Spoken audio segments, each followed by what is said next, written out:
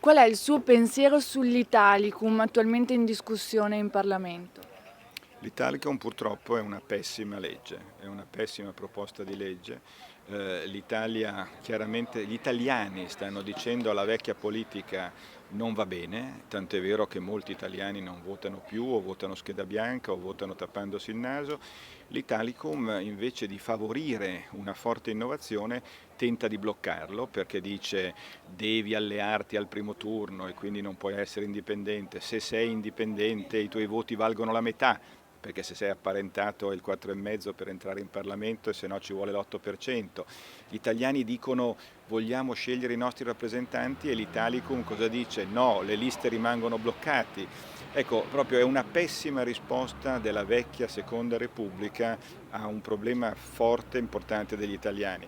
Dopo la Costituzione la legge elettorale è la legge più importante, serve per ridare energia alla democrazia. Purtroppo questa che viene proposta non garantisce neanche governabilità. Si discute molto anche della questione preferenze, lei come la vede? Io credo che dobbiamo facilitare il fatto che venga portato alla politica persone di qualità, con competenza, con coraggio, gente di qualità. Com'è che si fa? Se fai le liste bloccate è proprio l'opposto, perché sono le burocrazie dei partiti che decidono chi va.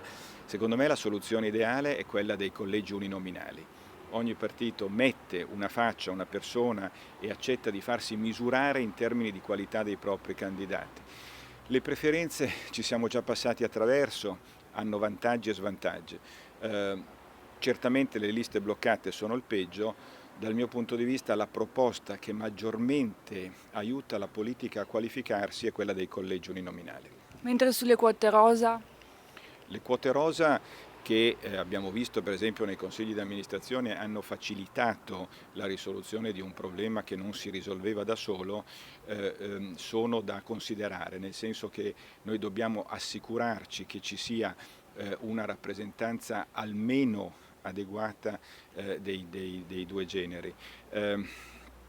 Poi non deve essere eccessivamente vincolante e bloccante, però io credo che dobbiamo fare molto di più di quello che l'Italicum non prevede. Se ci fosse il collegio uninominale di fatto il problema si risolverebbe da solo.